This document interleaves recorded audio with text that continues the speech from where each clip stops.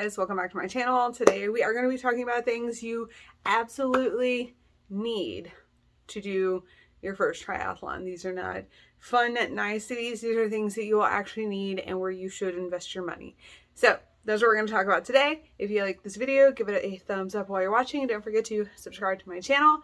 If you have any questions, any comments, anything you'd like to add to this list, go ahead and drop me a comment down below. But let's go ahead and get started. So the first thing that you will possibly need, this is the only one that is a possible because it's only allowed in certain weather conditions. I don't even have mine up here, but it is a wetsuit. If the water is below certain temperatures, you will have to wear a wetsuit to be able to swim. If you go to the USAT website or just give it a quick Google search, you can look up how cold the water has to be to wear a wetsuit. I will pop the numbers up here according to USAT. And in those conditions, you have to have one. Now I recommend buying them like either on a Black Friday sale, because they'll go clearly on sale and it's the end of the season. It's kind of, sometimes they're clearing out from last season, getting ready for the new suits. But either way, a lot of places like Xterra have sales. You can get one for a good price. You can also go on to like Facebook Marketplace. There are several triathlon gear sell pages you can find on Facebook, and you can find secondhand wetsuits there. What I would suggest if you're going to buy one secondhand, if you find a brand like if it's Roka, Xterra, Zone 3, whatever, go to that website and look at their size guide to make sure that secondhand suit is going to fit you, because once you buy it secondhand, you can't give it back. So go ahead and check your sizes. So you won't always need a wetsuit, but if you're racing early in the season, I would suggest you keep an eye out for one. So moving right along, keeping in line with the swim, you have to have some goggles. I use the Speedo Vanquish when I swim. You don't need a swim cap because races will give you that. If you have a latex allergy, go ahead and grab yourself a silicone or a lycra one. But you do have to have some goggles to swim in. Find a pair that works for you and race in that. Don't try anything new on race day. So you need goggles. I have my list over here. Clearly you need your bike. I will put a picture of my bike right here. You have to have one for the bike portion of a triathlon. Now you don't have to go out and buy a very expensive road bike or a triathlon bike or anything like that for your first triathlon. You can literally use whatever you have available to you. Or you can go again on Facebook Marketplace, find some, go to a triathlon gear sell page. Again, if you're looking at a bike such as like, if you find a Cervelo, I see a lot of Cervelos, a Trek, a Felt, a Canyon, whatever, go to that bike's website and look at their sizing guide to make sure that bike is going to fit you. In some bikes, I need an extra small, and some I need a small. Like in a Trek, I will use a small, and I think in Giant, I use like an extra small. I don't remember, but make sure that bike is going to fit you. The most important thing on your bike is that it fits so you're comfortable and you don't hurt yourself. So along that lines, you must have a helmet is a USAT rule. Sorry, my kids are home. My dog is losing her mind. We'll let her finish.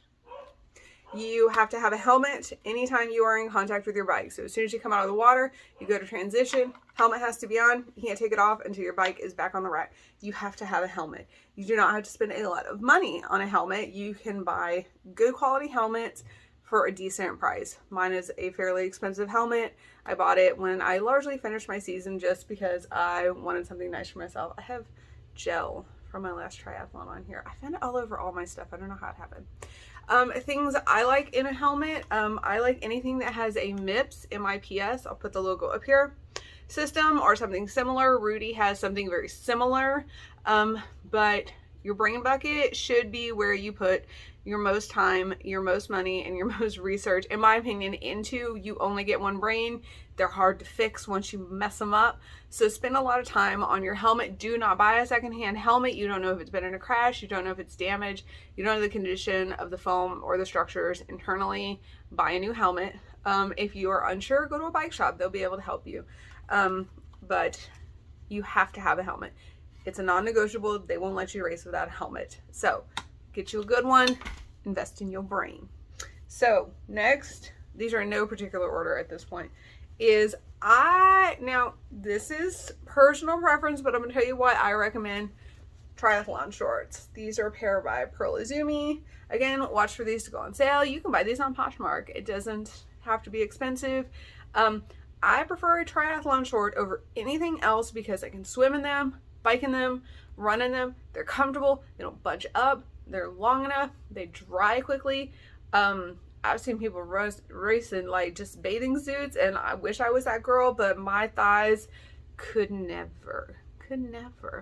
They have enough padding to be comfortable on the bike, but not so much that they're going to hold a lot of water, and they're not going to be uncomfortable to run in. I do not suggest buying or wearing just a regular pair of bicycle shorts. They're going to be too cushy. They're going to have too much padding in the seat. It's going to chafe and it's going to hold a lot of water. So I recommend finding yourself some triathlon shorts. Again, you can buy, I bought my first pair when I didn't know if I was going to keep racing. I just bought them on Poshmark. So that is an option. You can go to people's websites. Right now they're having end of summer sales. Get you some triathlon shorts. I think they're worth it. Next thing that I think is pretty essential, you need some shades. So why I am going to sit here and tell you to buy sunglasses. Not only do they keep sun out of your eye, which is important on the bike and the run, they protect your skin from UV rays, they keep things out of your eyes. If something flies up off the road, it can help protect your eye as well. Now, it doesn't happen very often, but having something in front of your face when you're riding a bike at high velocity and maybe somebody in front of you kicks something up, it can help protect your eyes. In the event of a fall, they can protect your eyes. I just think having a pair of sunglasses is overall worth it for sun, skin, and debris protection. I bought mine on Amazon for like 25 bucks. Mine comes with a bunch of different lenses that I don't even know where they are. I got them with the pink because all my stuff is pink. But you can pretty much wear any sunglasses that work for you. If you wear prescription lenses, you can buy prescription sunglasses. These sunglasses came with a little insert piece that you could have your lenses built into if that was what you needed. But I highly suggest a pair of sunglasses. Your long-term comfort is important. So the next thing you're going to need is either a race belt, bib boards, I think they're called, or some safety pins to attach your bib to you, because when you get to the run, you have to wear your bib. Some events, depending on who's putting them on, you have to wear your number while you cycle as well. Most of mine have I've only had to wear it on the run, but some of them you have to wear it on the cycle as well. I recommend a bib belt because you set it up the night before or the morning before, and then when you get to transition, that's all you have to do. You don't have to like try and pin it. You don't have to worry about anything like that.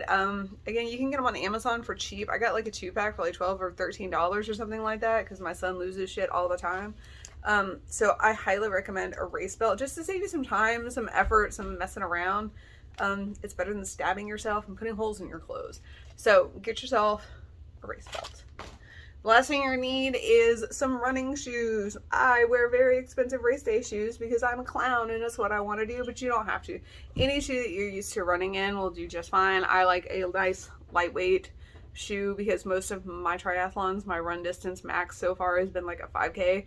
So I like a lightweight shoe for that, just a little bit faster, a little less heavy. So I'm tired getting off the bike and I don't want to carry clown shoes around with me. So I use Newton's.